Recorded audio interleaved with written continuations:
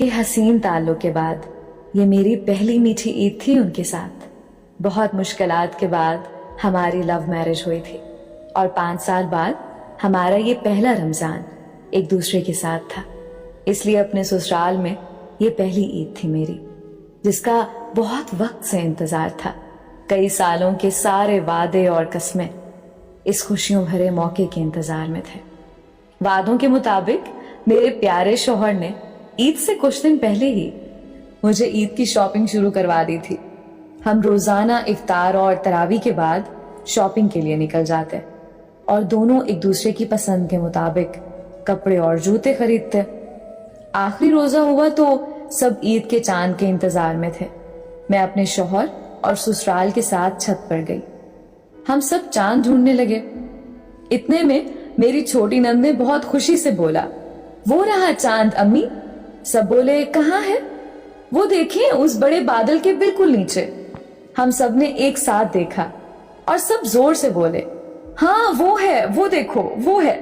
हम सब के चेहरों पे बहुत खुशी थी। मेरे शौहर ने मेरी तरफ देखा और मुस्कुराने लगे। हम सब ने चांद देख के अपने रोजों और इबादतों की कबूलियत के लिए अपने अल्लाह से दुआएं मांगी और तमाम मुसलमानों के हक में बेहतरी के लिए दुआ गो हुए। दुआ मांग कर सब ने एक दूसरे को चांद रात की मुबारक दी और गले मिलने लगे। छोटी नंद तो खुशी के मारे फौरन नीचे भाग गई कि मैंने मेहंदी लगवानी है। सब लोग नीचे चले गए। मैं भी नीचे जाने लगी तो उन्होंने मेरा हाथ पकड़ लिया। बोले, कहाँ चली आप? मैंने मुस्कुराते हुए बोला, सब नीचे जा रहे हैं तो हमें भी जाना चाहिए। कहने लगे, मेरी जान रुको तो सही, मैंने तो अभी अपने चांद को जी भर के देखा ही नहीं है। मैं शर्माने लगी और बोली, बस करें, कैसी बातें कर रहे हैं? बोले, और क्या, मेरा चांद तो कब से मेरे सामने था।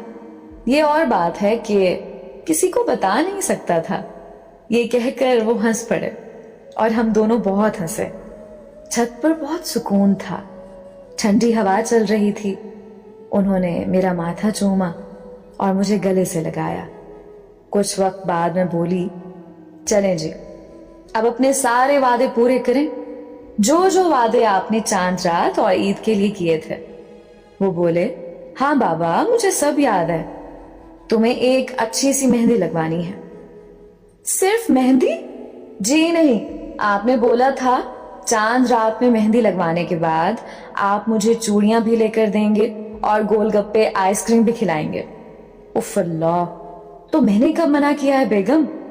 चलते हैं और सब जल्दी से निपटा कर आते हैं। सुबह ईद है और जल्दी उठना है।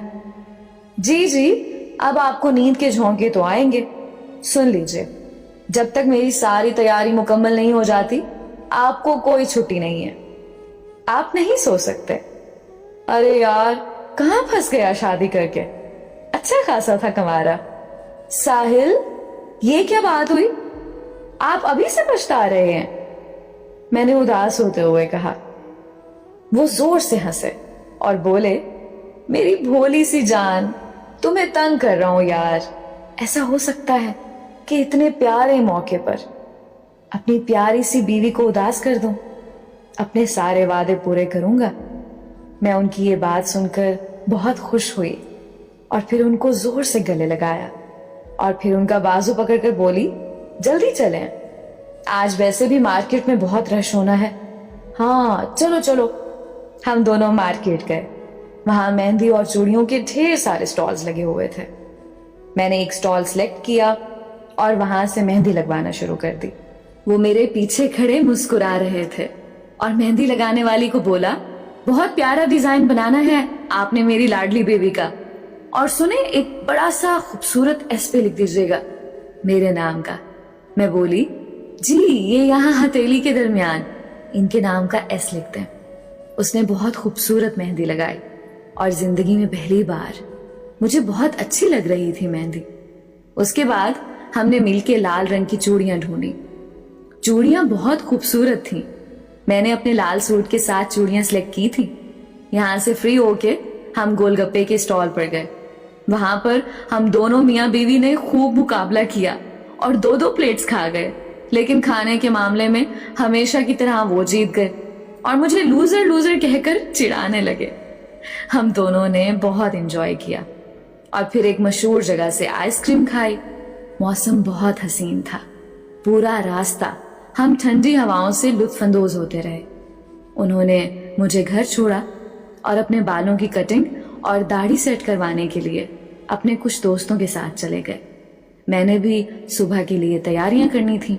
सास जी के साथ सुबह के इंतजामात देखे। सुबह के लिए मीठी सवैयां, शीर कोरमा, बिरयानी, कबाब, इन सब की तैयारी करनी थी।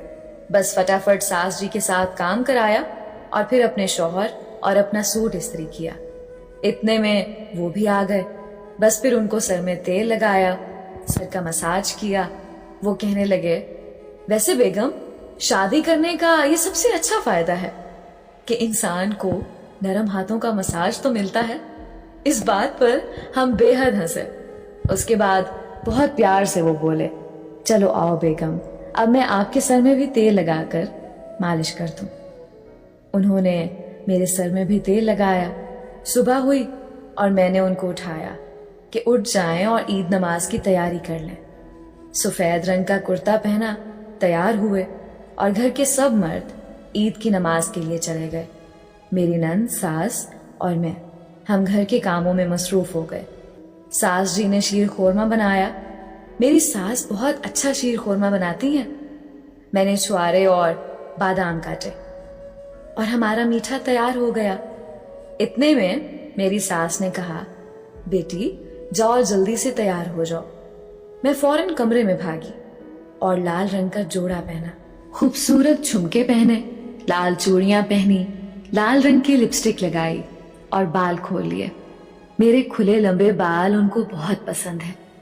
तैयार होकर मैं अभी बाहर निकल ही रही थी कि वो वापस आ गए। मुझे देखकर उन्होंने अपने चेहरे पर जो खूबसूरत मुस्कान सजाई, उसे मेरा ईद का सिंगार पूरा हो गया था। वो आए और मुझे गले लगाया और बोले, ईद मुबारक बेगम। मैंने भी खैर मुबारक कहा। उन्होंने मेरे माथे को चूमा और बोले, बहुत हसीन लग रही हैं आप। मैंने कहा, मेरी ईदी कौन देगा?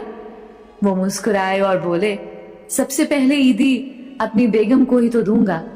उन्होंने ईदी निकाली और मुझे देकर बोले, खुदा का शुक्र है कि उसने मेरी ईद को बहुत बेहतरीन बनाया है। मैंने अल्हम्दुलिल्लाह बोला। अच्छा आप चले, सब हमारा इंतजार कर रहे होंगे। शीर खोरमा नहीं खाना क्या आपने? अरे क्यों नहीं खाना, चले मीठा नाश्ता करते हैं। बस फिर हम सब ने मिलकर मीठा खाया और एक दूसरे को ईद की बहुत सारी मुबारक दी।